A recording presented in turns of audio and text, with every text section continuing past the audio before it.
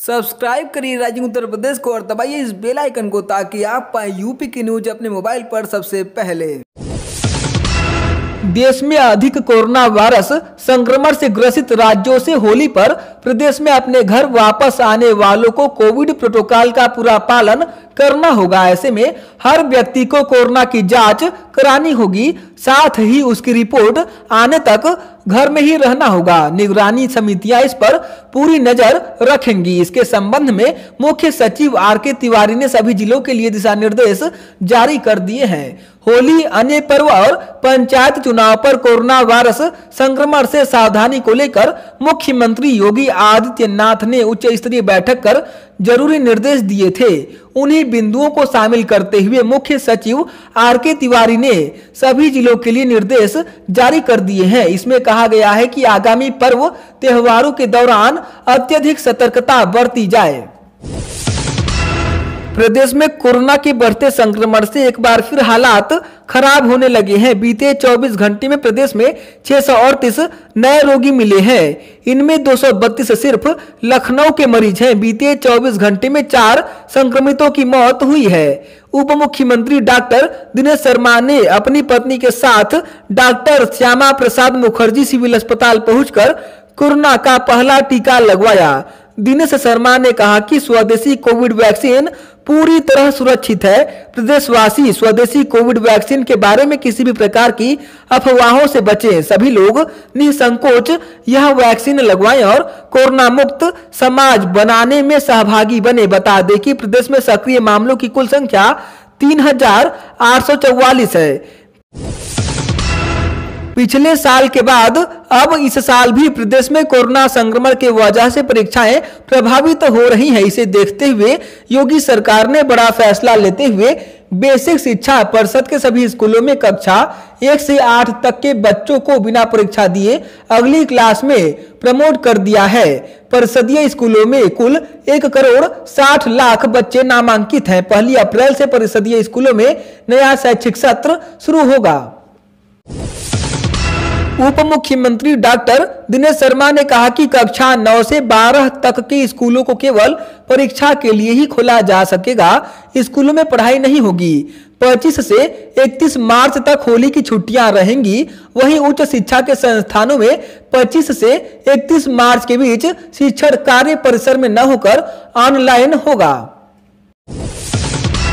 पंचायत चुनाव के मद्देनजर प्रदेश में अप्रैल में निर्धारित कार्यक्रम के अनुसार माध्यमिक शिक्षा परिषद की हाई स्कूल और इंटरमीडिएट बोर्ड परीक्षा आयोजित होना मुश्किल है। राज्य निर्वाचन आयोग ने प्रदेश सरकार से बोर्ड परीक्षाओं को करीब 2 सप्ताह आगे खिसकाने का आग्रह किया है। वहीं आयोग ने 4 चरणों के पंचायत चुनाव 12 मई तक कराने की तैयारी की है। प्रयागराज से शुरू हुआ अजान को लेकर विवाद खत्म होने का नाम नहीं ले रहा है। अब योगी सरकार में संसदीय कार्य एवं ग्राम्य विकास राज्य मंत्री आनंद स्वरूप शुक्ला ने भी लाउड स्पीकर से अजान पर ऐतराज जताया है। मंत्री ने कहा कि लाउड स्पीकर पर अजान के शोर के वजह से उनके योग, ध्यान, पूजा पाठ व शासकीय कार्य में बाधा पैदा होती है। उन्होंने बलिया के जिलाधिकारी को पत्र लिखकर अधिक संख्या में लगे लाउड स्पीकरों को हटाने की मांग की है। मुजफ्फरनगर में एक सनसनीखेज मामला सामने आया है। यहाँ एक युवक की सोमवार को संदिग्ध परिस्थितियों में मौत हो गई थी। परिवार ने उसका अंतिम संस्कार भी कर दिया था, लेकिन मृतक की मां ने पुलिस को फोन कर हत्या की सूचना दी। उसका आरोप है कि पति ने मेरे बेटे की हथौड़ी से पीटकर निर्मम हत्या कर दी थी। सूचना पर पहुंची पुलिस ने दोनों आरोपी पिता को गिरफ्तार कर लिया और तहरीर के अनुसार मामले में कानूनी कार्रवाई शुरू कर दी। बीएचयू के बिरला सी और लाल बहादुर शास्त्री छात्रावास के छात्रों के बीच जमकर पत्थरबाजी हुई। प्रैक्टोरियल बोर्ड और सुरक्षा कर्मियों को बवाल बढ़ता देख बैकफुट पर आना पड़ा। सूचना पर पहुंची पुलिस और पीएससी ने परिसर में कमान संभाल लिया है। बताया जा रहा है कि दोपहर में छात्र गुटों में रंग खेलने को लेकर विवाद हुआ था। शाम होते ही छात्र गुटों में पथराव शुरू हो गया। प्रयागराज के फूलपुर स्थित Indian Farmers Fertiliser Cooperative Limited यानी इफको कारखाने में दोपहर तेज धमाके के साथ बॉयलर फट गया। इस हादसे में 2 लोगों की मौत हो गई जबकि 6 मजदूर घायल हुए हैं। घायलों को इफको के अस्पताल में भर्ती करवाया गया है। यह हादसा डे शिफ्ट के दौरान हुआ जिससे पूरी कंपनी में अफरा तफरी का माहौल है। इफको संयंत्र में 4 माह के भीतर यह दूसरा हादसा है। शाहजहांपुर जिले में 22 फरवरी को सामूहिक दुष्कर्म की कोशिश में नाकाम होने पर आरोपियों द्वारा जलाई गई छात्रा की देर रात मौत हो गई। उसका इलाज लखनऊ के सिविल अस्पताल में चल रहा था। छात्रा नेशनल हाईवे 24 किनारे अधजली हालात में मिली थी। भारतीय पुलिस सेवा यानी आईपीएस अधिकारी अमिताभ ठाकुर आईजी रूल्स एवं मैनुअल को स्वैच्छिक सेवानिवृत्ति दे दी गई। आईपीएस के खिलाफ कई मामलों में विभागीय जांच चल रही है। ये सेवानिवृत्ति उनके लोकहित में सेवा में उपयुक्त न पाए जाने पर दिया गया। आईपीएस अधिकारी अमिताभ ठाकुर आईजी रूल्स एवं मैनुअल के पद पर कार्यरत थे। उनके खिलाफ कई मामलों में जांच चल रही थी जिसके बाद शासन ने उन्हें स्वैच्छिक सेवानिवृत्त कर दिया। पूर्व मंत्री और एमएलए रहे कांग्रेसी नेता अजय राय ने सुरक्षा की गुहार लगाते हुए सीएम योगी और राज्यपाल को पत्र लिखा है। उन्होंने लिखा कि वाराणसी की पिंडरा विधानसभा से 5 बार का विधायक और पूर्व मंत्री रह चुका हूं। परसों मेरे सुरक्षा में लगे कांस्टेबल को हटा लिया गया है। मैं अपने भाई अवधेश राय की हत्या का चश्मदीद गवाह हूं। मुख्तार अंसारी से मुझे जान का खतरा है। प्रदेश में शराब और बियर की फुटकर बिक्री सीमा तय कर दी गई है। अब राज्य में 21 साल से कम उम्र वालों को सरकारी ठेके यानी वाइन शॉप से शराब नहीं मिलेगी। राज्य सरकार के आबकारी विभाग ने इसकी अधिसूचना जारी कर दी है। इतना ही नहीं, घर में शराब रखने का कोटा भी कम कर दिया गया है। निर्देशों के उल्लंघन पर सजा और कड़ी कार्रवाई की चेतावनी दी गई है। अपर मुख्य सचिव ने बताया कि इसकी अधिसूचना बीती 5 मार्च को जारी कर दी गई थी जिसे अब लागू कर दिया गया है।